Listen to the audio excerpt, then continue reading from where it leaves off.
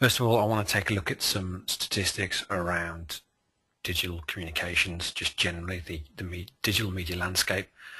And first of all, to kind of show this statistic in how the public, your consumers, your audiences are less trusting of paid and owned media. So advertising, direct mail, those kind of things, audiences are far less trusting of.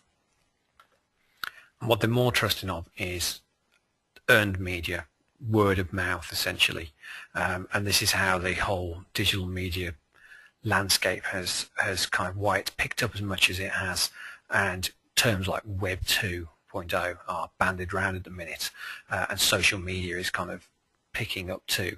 I mean, Web 2, social media, exactly the same thing ultimately, but they're all based around people actually able to talk freely about brands, about products, about businesses, about things they like, and own a little bit of that media space. So they're more trusting of word of mouth over anything they see or see as paid media. Ultimately, Web 2, social media, is about meaningful conversations. That's what digital media now, digital communications is about. It's about people having meaningful conversations, whether they're amongst themselves, amongst their peers, or whether they are involving businesses or brands.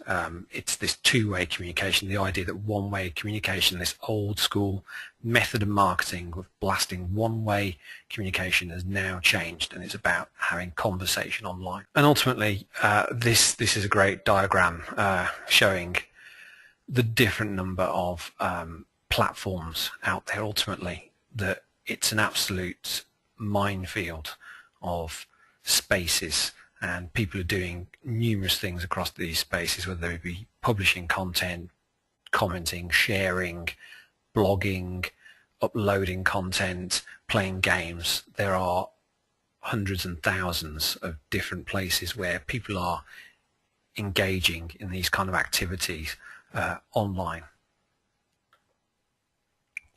But naturally, these are kind of the key spaces that consumers and audiences are actually engaging with. Naturally, Facebook, Google, Google and YouTube actually really are kind of like the biggest platforms ultimately. YouTube actually accounts for a massive number of searches nowadays, and it's owned by Google ultimately. Then you've got kind of Facebook, which is got a nice solid user base now, and pretty much the population of a country on Facebook. Twitter is gaining in popularity every day, and newcomers like Pinterest, which is an image sharing platform. It's basically a pinboard, virtual pinboard. All these things are up, and they're the dominant spaces, but it's all about how you use these platforms in relation to your other key digital spaces. So whether that be your blog, whether that be your website, and then how you use these spaces to market yourself ultimately.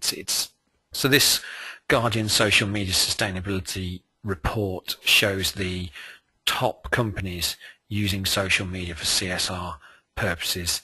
So you can see that they're using social media scoring platforms to measure this and monitor this. But these are the leaders in regards to that space, to actually talking about sustainability in relation to social media. Naturally, these may not be the top companies using social media generally, but it gives you an idea of who's leading the way in regards to this space.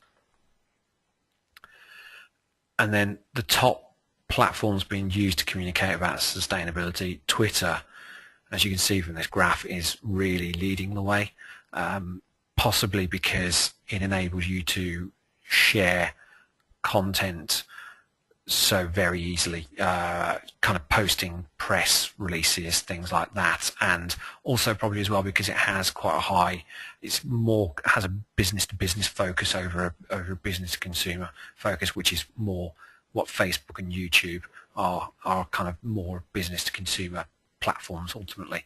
That's not to say that the other two channels that are shown here, predominantly Facebook and YouTube, aren't relevant for communicating sustainability. YouTube, fantastic channel to do so.